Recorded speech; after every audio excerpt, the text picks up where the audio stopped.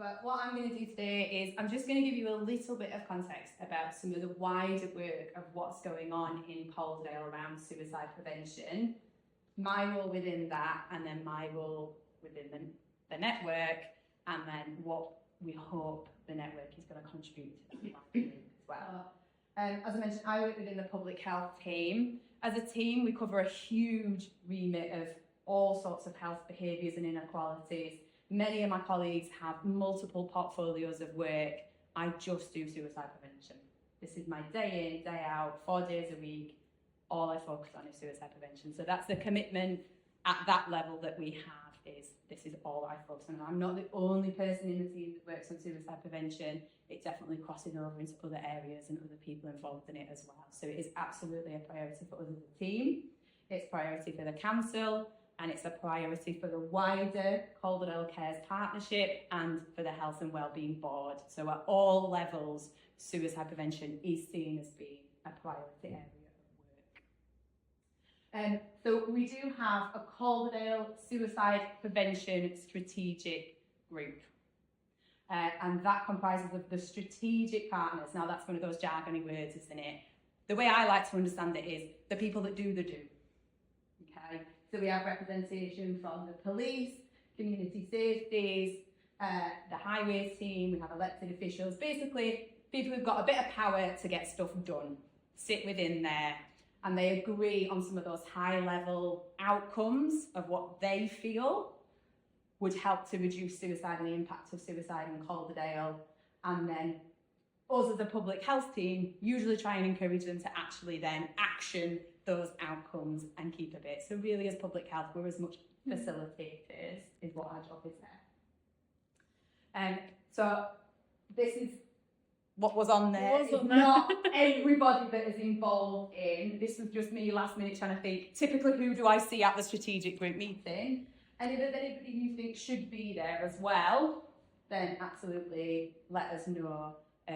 If there's someone that has an ability to do something that will make a difference, then we need to hear that voice. As a strategic group, we report to the Health and Wellbeing Board. So they have an agreement. We have to go every so often and say, this is what we're doing, and these are the outcomes, and these are the actions. They ask us questions, and then we carry on as we do. So how do we want the network to sit within? Well, I felt quite clearly this was the bit that was missing from the strategic group, because my job in public health is suicide prevention all day, every day. And I work with partners and I work with people and I see it and I hear that voice. But the representative we have from the police has 97 remits and suicide prevention is one of them. The representative we have from highways, again, he has so many different bits of his workload, and suicide prevention is just one of those. And it's not to say that these people aren't passionate and they aren't committed and they don't see it as highly valuable, but to me, this is the bit that's missing. Absolutely, the voice of the people of Calderdale, and that's what we wanted the network to be. Whether it's through lived experience, whether it's through just passion, whether it's through your professional role, whatever it is, if you have a voice about how suicide can be prevented or that impact of suicide improved, limited, then we want that to be heard. But we absolutely, my job here is to be this link between. So I sit on the strategic board, a very low level back seat, but enough to make a bit of noise and a nuisance of myself and Anita. And my job is to be this link between the wider work of what people are doing and you guys here. I'm not here to judge, I'm not here to test, I'm not here to go back and report on what you guys are doing. I'm absolutely to make sure that your voice is valued in those strategic level decisions. So that's what my job is. So to give you a little bit more insight of what is going on, I'll just tell you a little bit about what my standard week looks like, okay? So some of the remits of work I cover, so I do what we call near real-time suspected suicide surveillance. So we do monitor all incidents of suicide that happen in Calderdale. We do look at those. Obviously there's certain GDPR and compliances as the information that we get, but we are monitoring, we know what's happening, and we are monitoring for any changes in behaviours, who, where, anything like that. We're very, very fortunate to have this system and agreement with the police here in Calderdale. and it's not perfect. We're looking at how we can do better with that information, because we are a local authority and we know that lots of you are connected to these as well, and how we do that better as well. That is something that goes on. I also deal with our bereavement support and postvention, so a little bit of making sure that when there is a death, anyone that's impacted by that, we try and get as much support as we can to the people that might be impacted, and just promoting the services and dealing with those partners that deliver those services as well. I also sit on our public places group, which Jonny sits on as well. So we are aware we have high-risk locations, and we want to make those locations as safe as we can. Okay? It is a huge piece of infrastructure work. You can imagine everything that goes in and behind this, but it is something that we're regularly working towards, and we're monitoring, and we are trying to find the best opportunities of how we deal with that. I don't really need it anymore, George, unless anyone wants to know any of those partners. I also do a little bit around comms, how we're talking, making sure people are talking about suicide proactively, but also that they're talking about suicide in a respectful and appropriate way. I do a bit of our media monitoring, so every so often I pester the courier and say, this is not appropriate, please can you change this, or other partners are sending things out, and just making sure that suicide prevention is being talked about in that proactive, positive light as well. So I work around some of that stuff. We also have work going on around attendance monitoring and support for people after attempted suicides as well. So there is work going on around. I'm not defending any of it. I'm not saying it's perfect and that there's lots of opportunities for improvement, but how we do that is where I think this voice is most valuable. Healthy minds. So just putting that in a little bit of perspective, so following on from what Jennifer has gone through that.